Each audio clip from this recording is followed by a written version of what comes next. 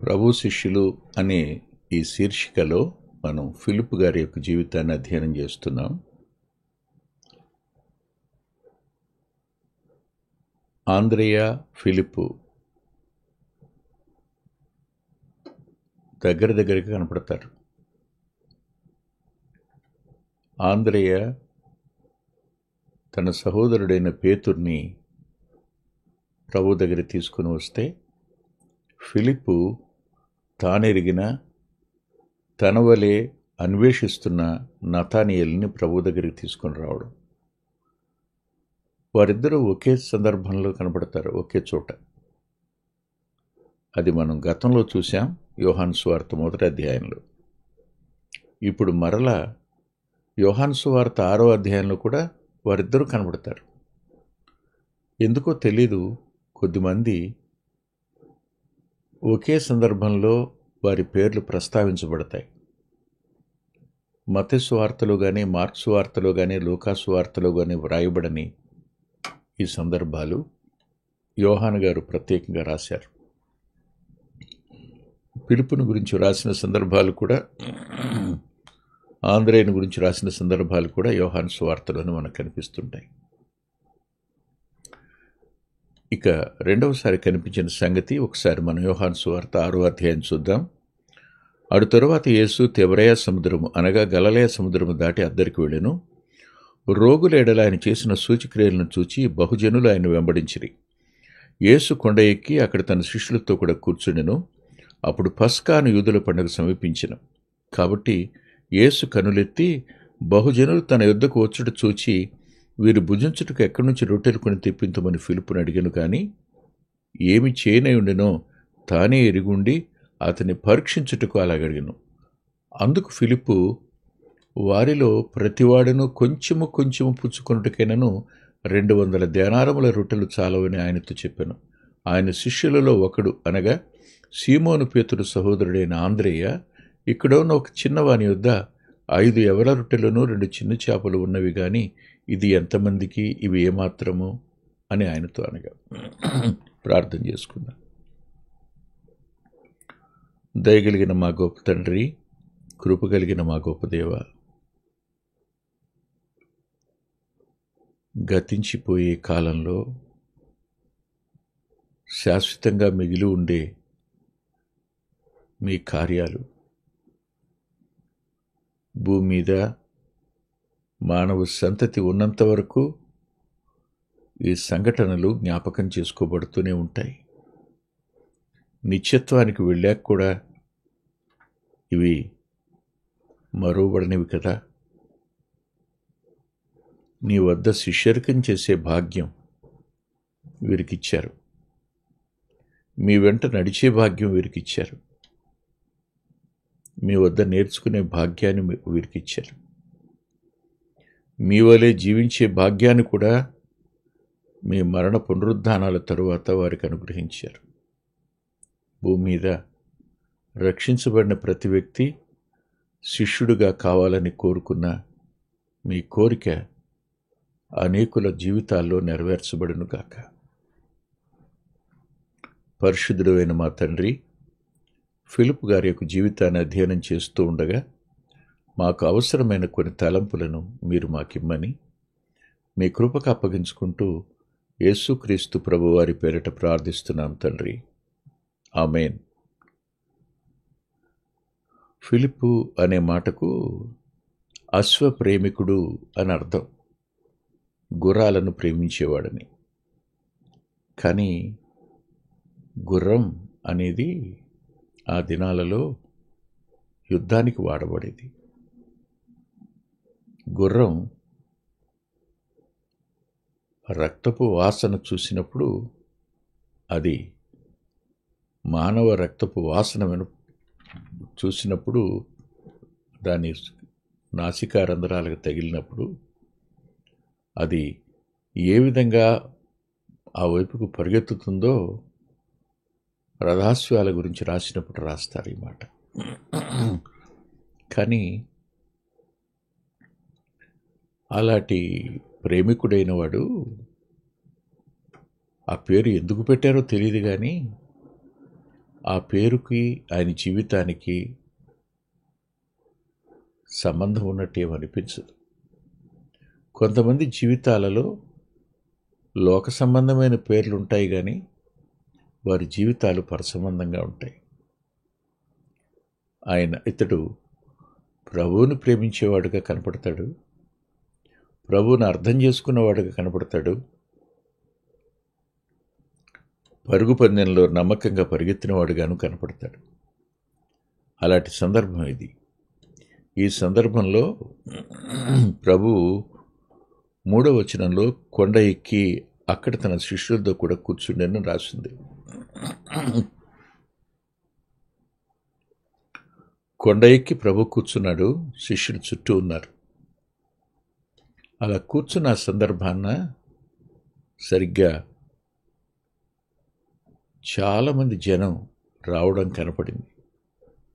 కొండ ఎక్కిన వారు జనాన్ని ఎలా చూడాలి? కిందకు చూడాలి కదా, నడిచి వచ్చేది క్రింద కదా.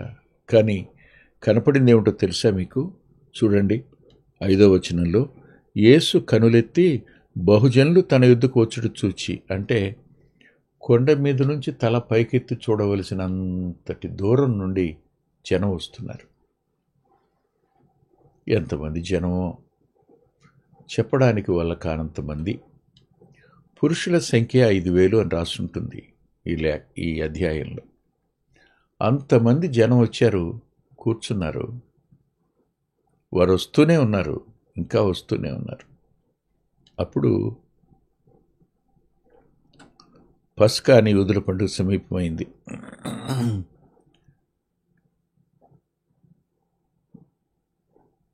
గత జ్ఞాపకాల్లోనికి వెళితే ఐగుప్తు దాసత్వం నుంచి వెలుపలకు వచ్చేటప్పుడు ఆఖరి తీర్పు ఐగుప్తుకి, విమోచన ఇశ్రాయేలీయులకి. జ్యేష్ఠుల సంహారం జరిగి ఐగుప్తు శోకంలో ఉండగా ఆ పస్కా పశువు యొక్క రక్తం గడప కమ్ములకు రాసిన వారు బానిసత్వం నుంచి విమోచించబడి వెలుపలికి త్వరగా నడిచి వెళ్ళిపోవలసిన వారి వలె సంతోషిస్తూ వెలుపలికి రావడం. లోకం దుఃఖంలో మునిగిపోయినప్పుడు దేవుని పిల్లలు సంతోషంగా పరలోకానికి వెళ్ళిపోవడం ఎక్కడో మెల్లగా స్పృశించేటువంటి తలంపు. ఆ పస్కాని జ్ఞాపకం చేసుకునే కాలం వచ్చింది. అప్పుడు ఆయన ఫిలిప్పుని ఇలా అడిగాడు. ఆయన ఏం చేయాలో ఆయనకు తెలుసు. ఆయన మనల్ని ఎందుకు అడుగుతాడు? ఆయన మన ఆలోచన లోకానికి చెప్పాలని, మన వ్యక్తిత్వం ఏమిటో లోకం తెలుసుకోవాలనే ఉద్దేశం. అంటే ఫిలిప్పులో బాధ్యతాయుతమైన వ్యక్తి ఉన్నాడు. ఒక రేషనల్ పర్సనాలిటీ ఉంది ఫిలిప్పులో. వాస్తవంలో జీవించే వ్యక్తి ఫిలిప్పు. వాస్తవంగా ఏం కావాలి ఆయన అన్నదేమిటి చూడండి. వీరు భుజించుటకు ఎక్కడ నుండి రొట్టెలు కొని తెప్పింతుము అన్నాడు. వీరు భుజించడానికి ఎక్కడ నుండి, ఇది మాట. వేర్ ఫ్రమ్ అని, ఎక్కడ నుండి. కొన్నిసార్లు ప్రభు అడిగేది ఒకటి, మనం చెప్పేది మరొకటి. ప్రభు అడిగిన దానికి జవాబు ఎక్కడి నుంచి అంటే బెత్సైదాకి వెళదాం అనొచ్చేమో కదా, అది బెత్సైదా అరణ్యమే కదా, అందుకని. కానీ అలా అనలేదు ఈయన. ఎక్కడి నుండి అంటే ఎంత ఆలోచన. ఎక్కడి నుండి తెచ్చినా, ఎక్కడి నుంచి తెప్పించినా అవసరమైంది ఏమిటి? ద్రవ్యం కదా. ఎంత సమీపంగా వెళ్ళి కొనుక్కొచ్చినా, ఎంత దూరంగా వెళ్ళి కొనుక్కొచ్చినా అవసరమైన వాటి మీద మనసుంచేవాడు ఫిలిప్పు అనిపిస్తుంది. ఎంత అవసరం, అవసరమైన ధనం ఎంత అంటే ఫిలిప్పులో ఒక అద్భుతమైన ఏమనాలి, ఒక గణాంకం ఎరిగినవాడు. అంటే అకౌంటెంట్లా కనిపిస్తాడు. లెక్కలు వెంటనే కట్టగలిగి ఎంత అవసరం అవుతుందో స్పష్టంగా చూడగలిగిన వాడుగా ఫిలిప్పు మనకు కనిపిస్తుంటాడు. ఆలోచించేయండి. వెంటనే లెక్కలు కట్టాడు. జనాన్ని అప్రాక్సిమేట్గా లెక్క కట్టాడు. ఆ జనాలకి కొంచెం కొంచెం కావాలి అన్నా 200 దేనారాలు అవసరం అన్నాడు. అంటే ఈ మాటకు మీరు ఆలోచిస్తే ఫిలిప్పు యొక్క ఆలోచన స్పష్టంగా మనకు కనిపించేది ఏమిటి అంటే, ప్రజల అక్కర తీరాలి, దానికి ఎంత డబ్బు కావాలి, ఎంత ద్రవ్యం కావాలి. ప్రభు ఎందుకు ఈ ప్రశ్న అడుగుంటుంటాడు? ఆలోచించండి ఒకసారి. ఎక్కడ నుండి తెప్పిద్దాం, ఏం చేయాలని తెలుసు, రొట్టెలు ఎక్కడున్నాయో తెలుసు, దాన్ని ఎవరు తెస్తారో తెలుసు. మరి ఫిలిప్పుని ఎందుకు అడిగినట్టు?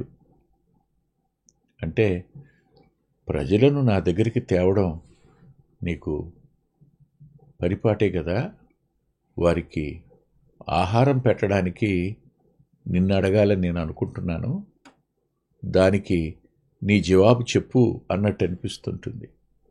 సరిగ్గా అప్పుడు చెప్పాడు 200 దేనారాలు కావాలి అని. అంతటితో ఫిలిప్పు మాట అయిపోయింది.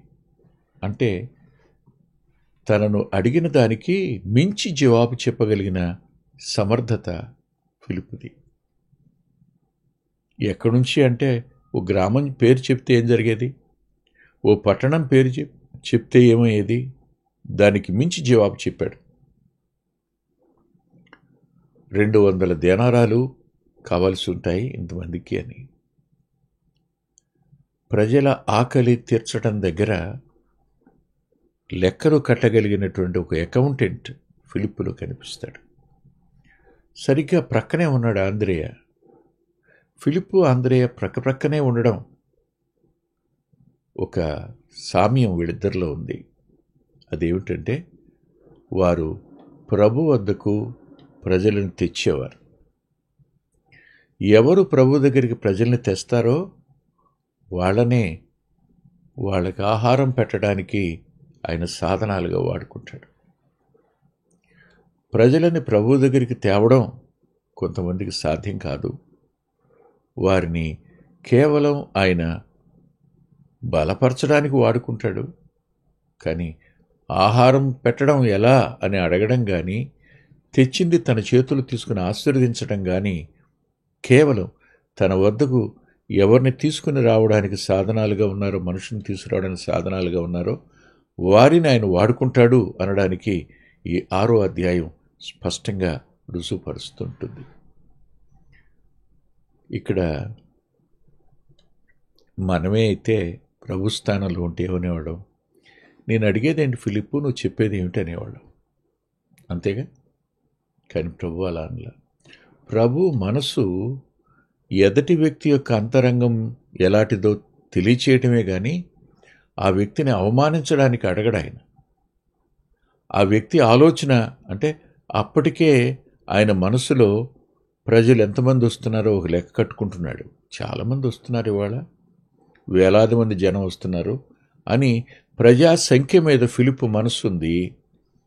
ప్రభు మనసు వారి ఆకలి మీద ఉంది. వ్యత్యాసం అది. అప్పుడు అందుకు అడిగాడు ఆయన, వీళ్ళందరికీ ఆహారం ఎక్కడి నుంచి, రొట్టెలు ఎక్కడి నుంచి కొని తెప్పిద్దామని. మరి ఆయన అన్న మాటలో కొని అనే పదం ఉంది కదా, కొని అనే మాట మాత్రమే ఫిలిప్పు అంతరంగానికి తాకింది. ఎక్కడ నుండి అనే ప్రశ్న కాదు, కొని అనే మాట. కొనడం అనేది ముఖ్యం ఎక్కడ నుండి అనే దానికంటే. కాబట్టి కొని అనే దాని మీద తన మనసు పెట్టినవాడు 200 దేనారాలు సుమారుగా అవసరం అవుతాయి అన్నాడు. ఫిలిప్పు అంతరంగానికి అవసరమైన దాని మీద మనసు పెట్టగలిగిన ఒక ఆలోచన పరుడు ఫిలిప్పు అనిపిస్తుంది. ఆలోచించండి, ఏది అవసరం? దేవుని పనికి ధనం అవసరమే, లెక్కలు కట్టడం అవసరమే. కానీ కావలసింది ఏమిటి? ద్రవ్యం కంటే ముఖ్యంగా విశ్వాసం, ద్రవ్యం కంటే ముఖ్యంగా దేవుని యొక్క ఆశీర్వాదం, ద్రవ్యం కంటే ముఖ్యంగా దేవుని ఆత్మ యొక్క సహాయం కార్యం కావాలి. ఇది కదా ముఖ్యమైనది. దీని మీద కంటే ప్రభు మీద మనసు పెట్టడం మరి ముఖ్యమైనది కదా. నేటి దినాన్న ధనం మీదనే మనం మనసు పెట్టేటువంటి ఒక ఆలోచన మన అంతరంగాలలో ఉంది. ఇది మనకి దూరమగునుగాక. దేవుని మీద మనసు పెట్టి దేవుని వైపు చూస్తూ నమ్మకంగా కొనసాగిపోవడానికి ప్రభు తన కృపను మనకు అనుగ్రహించునుగాక. ప్రార్థన చేసుకుందాం, తలలో ఉంచుదాం. ప్రేమగల మా ప్రియ తండ్రి, కొద్ది మాటలు చెప్పుకోవడానికి సాయపడ్డారు. మీ సన్నిధి మాకు తోడుగా ఉంచండి. మా శారీరక మానసిక ఆరోగ్యాల విషయంలో మీరే పట్టింపు కలిగిన వారు. అంతమంది ప్రజలను చూసి వారి ఆకలిని గుర్తించినవారు. మా అవసరతను మీరు మర్చిపోరు. ఏం చేయాలో మీకు తెలుసు, కానీ మాకు తెలీదు. ఫిలిప్పులాగా లెక్కలు కట్టే మీరు కొని అనే మాట మీద మనసు పెట్టిన వాళ్ళంగా ఉంటాం. లేదు, ఆంధ్రే గారి వల్లే పలానా చోటు ఉన్నాయి, ఇది ఏమాత్రమో అని అంటాం. కానీ 200 దేనారాలైనా, 5 రొట్టెలు 2 చిన్న చేపలైనా మీ చేత సమస్తము సాధ్యము, సమస్తము చేయడానికి మీరు సమర్థులు అనే అత్యున్నతమైన పాఠాన్ని మేము నేర్చుకోవడానికి మీరు ఇచ్చిన కృప కొరకే కృతజ్ఞత చెల్లిస్తూ, ఈ పాఠం ఫిలిప్ గారు, ఆంద్రే గారి యొక్క జీవితాల్లో నుంచి మాకు మీరు నేర్పడానికి ఇష్టపడినందుకై కృతజ్ఞత చెల్లిస్తూ, యేసుక్రీస్తు ప్రభువారి శ్రేష్ఠోన్నత నామంలో ప్రార్థిస్తున్నాం తండ్రి. ఆమేన్. ఆమేన్. ప్రభు చిత్తమైతే ఆదివారం ఉదయం 9:30 గంటలకు లైవ్లో కలుసుకుందాం. దేవుడు మిమ్మల్ని దీవించునుగాక.